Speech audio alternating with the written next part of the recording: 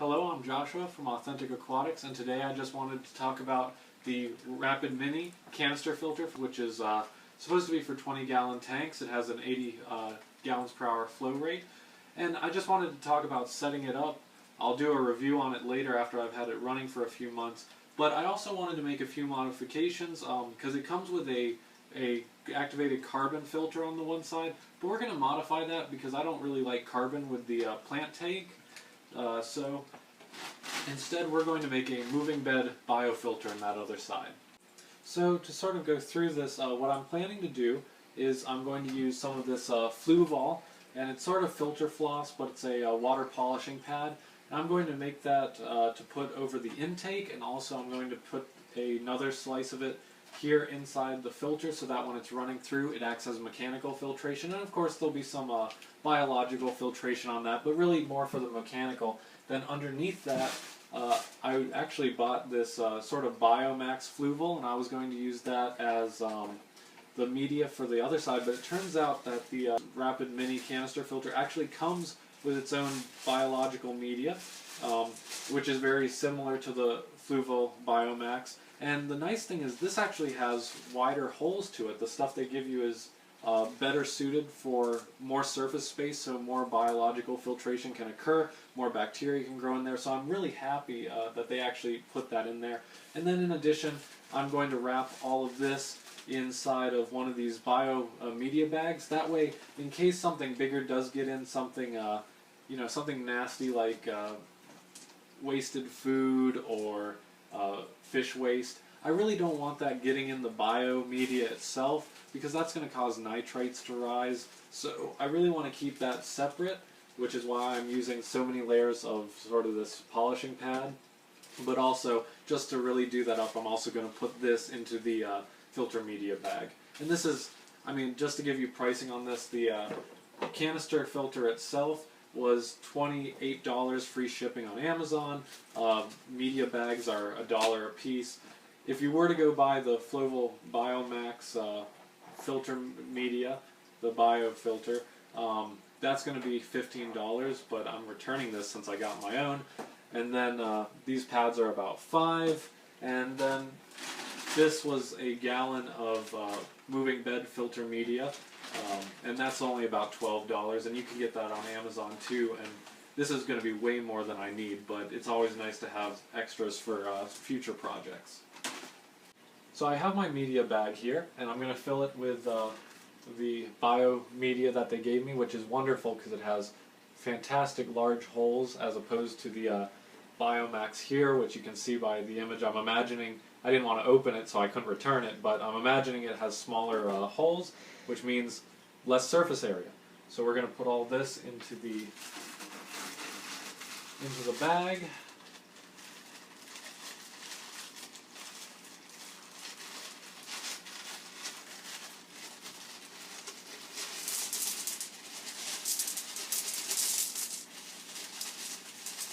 There we are. And now we're going to seal that up. And what's kind of nice is I got a little bit bigger bag than is necessary, but you can sort of wrap it around there, and that's not going to do any harm. And you can sort of, if it needs to be higher, that's fine. But when you're doing it, if you want, I'd say go with the size, if you go to your local PetSmart or whatever, get a size smaller than 4 inches by 12 inches. And maybe that would be better for this, but otherwise I don't really mind the excess. So I'm going to come over here and open up the canister. So here's the canister filter, and it clicks on both sides like that, and it opens up like that. So this side here of the canister filter lid is the intake, and then this is the output. So what I'm going to do is immediately under the intake, I'm going to take one of these, and I'm going to cut that to size, and I'll just show you what that looks like. So these are the Fluval, which are polishing pads, as I said before. About 3 of them like this is $5.47 or something like that from your local pet store, and it looks just like that. Plenty to use there, and you can just cut that to fit, and we're just going to put it right over top so that everything drains into there before it even gets to the media bag. So that's what we're going to do on the intake side. Then on the output side, we're going to put, as I said before, the moving moving bed filter, which is pretty simple. All you have to do is put this all there, just let it establish, and hopefully, with the design that they have in place here, I'm hoping that the media moves in good motions. That way a lot of water gets treated through these basically two stages of mechanical filtration, one around the intake, one around right here where the filtration starts, so to speak, or the actual canister filter, and then two biological filters. So I'm thinking this thing is going to be pretty efficient, but only time will be able to tell us that. So I've just tied my media bag shut, and I'm going to put that in first. And you're going to have to play with it a little bit, make the media move around so that it slides in and that it sits at the bottom correctly. So you might have to do that a few times just to really get the right shape. Otherwise you're going to run into trouble and you're not going to have as much space for other methods of filtration. So there we are. And that is in. Next I'm going to put in the moving bed filter, and these are the K1 shape from the Caldness, I believe it's pronounced. So I'm just going to put quite a few in there. Hopefully, what I'm hoping is that by also having that Fluval polishing pad in there over all of this, I'm really hoping that this media doesn't get any lumps that sort of flow over into here. Nothing, no large particles. That would be preferable because I don't exactly want to clean all these. You know, it's going to be hard to get in there and try and clean all of this biofilter material without killing the good bacteria while also doing a superb job of actually cleaning it. So take that with a grain of salt, but I think right now that doesn't look like it's going to be an issue.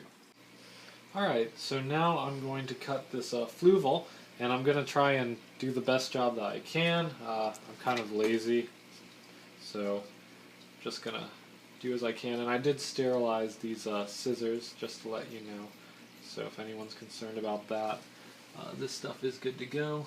I'm just going to use this as sort of a guide. I'm going to use the edge of the canister filter just to sort of make sure I'm getting a decent cut. So that's going to come around the circle there.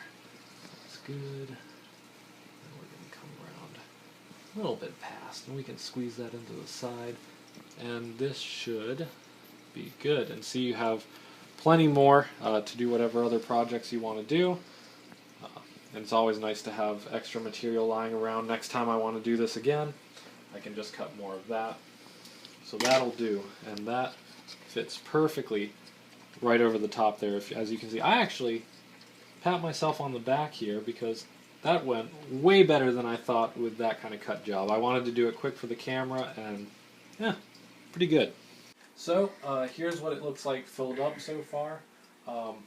So here is the Fluval water polisher. Underneath is the bag with the stationary biomedia with the, I think they're ceramics if I'm correct.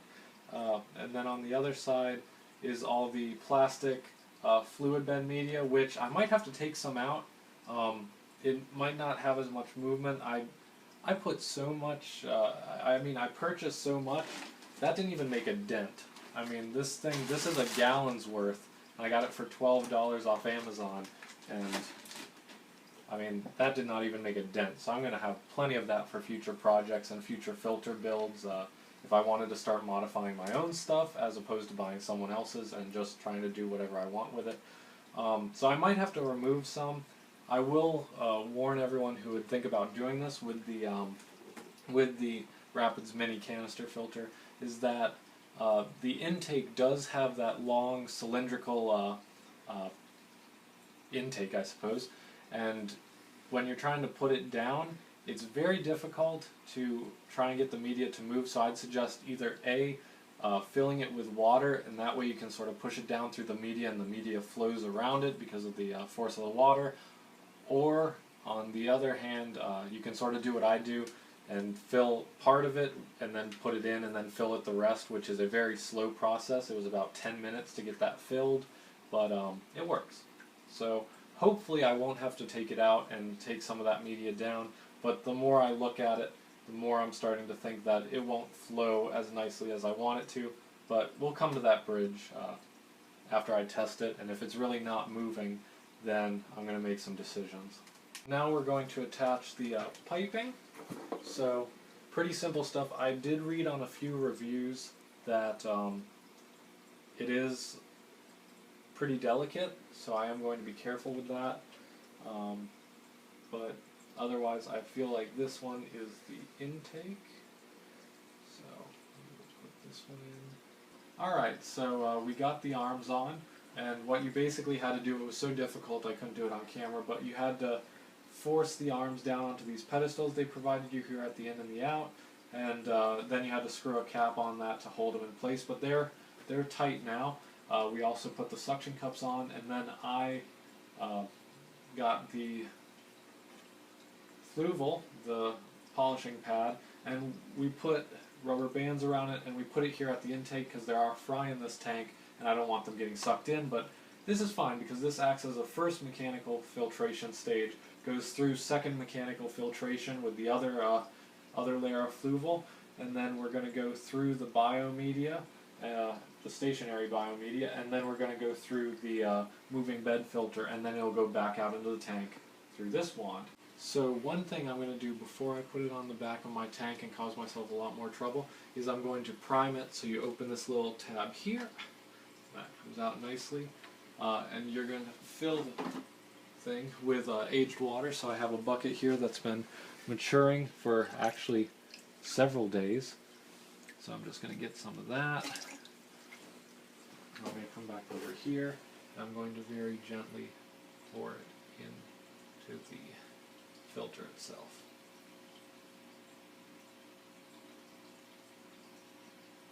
I'm going to do that a few times just to prime it,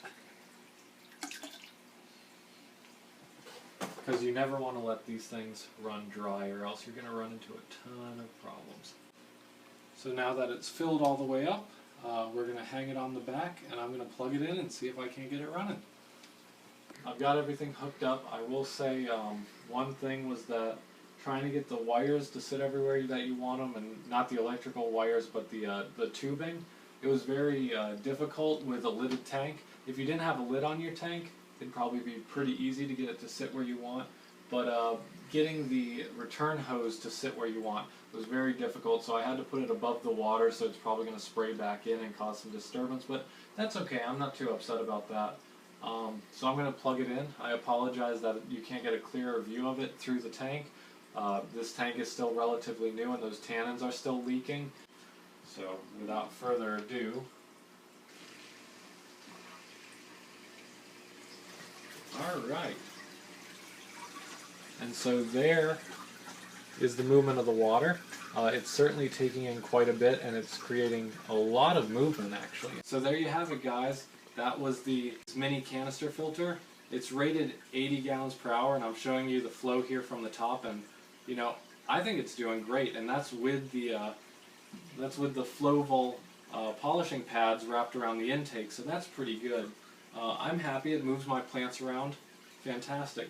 I apologize again for the tannins. I have fry in the tank, and I haven't been vacuuming as often, afraid to sort of hurt them, but my levels are all there, so we're fine.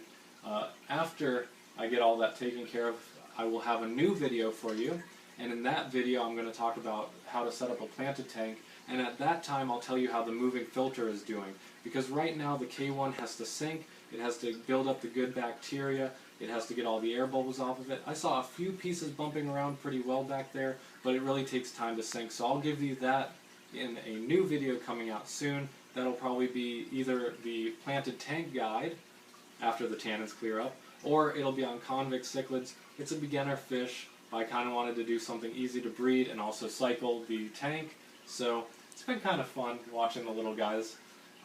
Also, I just want to thank you so much for watching my videos. Every time that you do click on my videos, I get a little bit of revenue, and that helps fund my hobby, so I really appreciate it. I will tell you that I blew some of my revenue on my canister filter, but I really wanted to make this video. I know there's a lot of people with small 20 gallons that they want to get into the canisters, so this was just something. I'll definitely do a review after it's been running a few months and give you some feedback on that, how it's doing. And if you want to see an exclusive video on nuisance algae and saltwater aquariums, I do have a fan funding button up here. Anything's appreciated. Thank you guys so much again. Definitely subscribe to my channel so you know when the new videos are coming out. I'm definitely getting back into it, so I really hope that my videos help you somehow in your hobby. So until then, wishing you and your aquariums the best.